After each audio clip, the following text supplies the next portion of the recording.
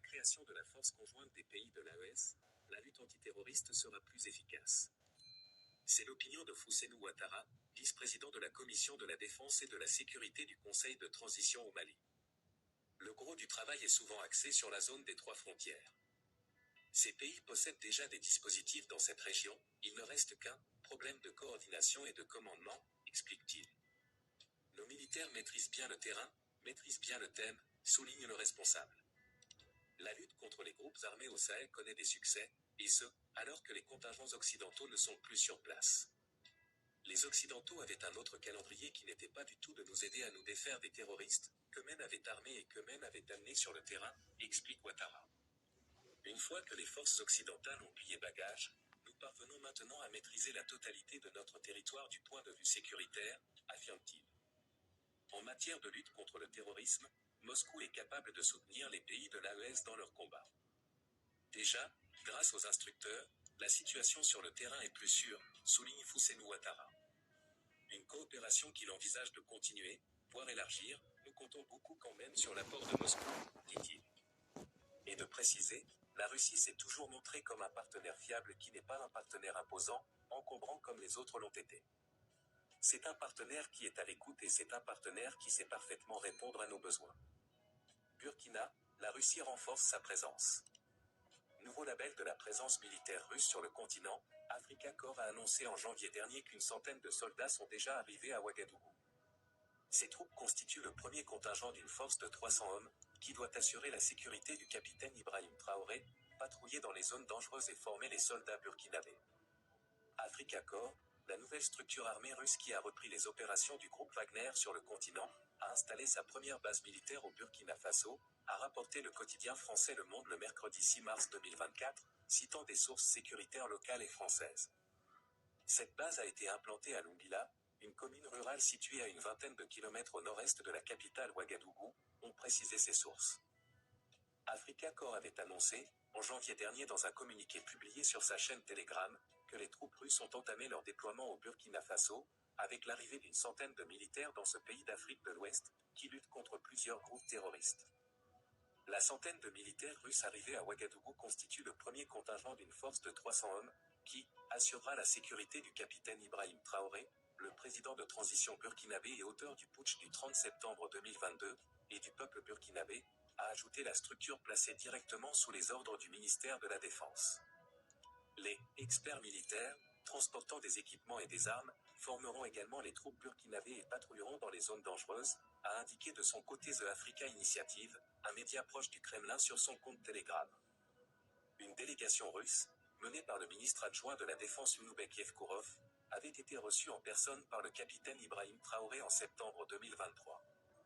Environ un mois plus tard, le gouvernement burkinabé a annoncé la signature d'une série d'accords de coopération avec la Russie dans plusieurs domaines, dont la sécurité et la défense, l'humanitaire, l'énergie et le nucléaire. Puis le ministre burkinabé de la Défense, le colonel Kassoum Koulibaly, s'est rendu à Moscou en novembre pour rencontrer son homologue russe, Sergueï Shoïgou. En janvier 2023, Ouagadougou avait dénoncé l'accord qui régit depuis 2018 la présence des forces armées françaises sur son territoire, et donné un mois aux forces armées françaises pour quitter le territoire burkinabé. Outre le Burkina Faso, les troupes russes sont présentes dans plusieurs pays du continent, dont la Centrafrique, le Mali et la Libye. Or en Afrique, ce pays de l'AES crée une société de raffinerie d'or de plusieurs milliards de francs CFA. Le Conseil des ministres du Burkina Faso, sous la présidence du capitaine Ibrahim Traoré, a annoncé une décision capitale pour l'économie du pays lors de sa session du mercredi 6 mars 2024, la création de la société Marona Raffinerie d'or au Burkina Faso, Marona Raffinor BFSA.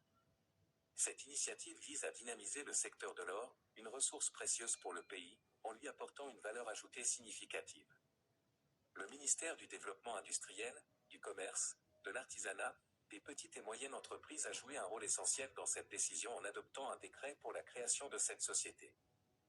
Marona Raffinerie d'or sera une société à économie mixte, avec un capital fixé à 10 millions francs CFA, dont 51% seront détenus par l'État burkinabé et 49% par un partenaire stratégique, en l'occurrence Marina Gold Mali, comme l'a souligné le ministre en charge du Commerce, Serge Gnaniodem Poda. Cette création ne se limite pas à une simple formalité administrative.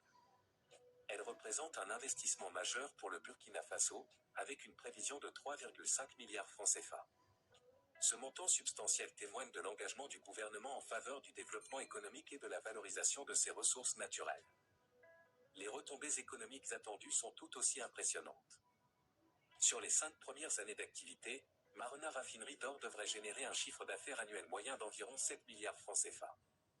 Cette contribution financière significative aura un impact positif sur l'économie nationale, en renforçant les capacités financières du pays et en créant de nouvelles opportunités de croissance. En plus de ces retombées économiques, la création de cette société répond également à des impératifs sociaux et sécuritaires. En effet, elle devrait permettre la création de plus de 70 emplois, offrant ainsi des opportunités de travail aux citoyens burkinabés.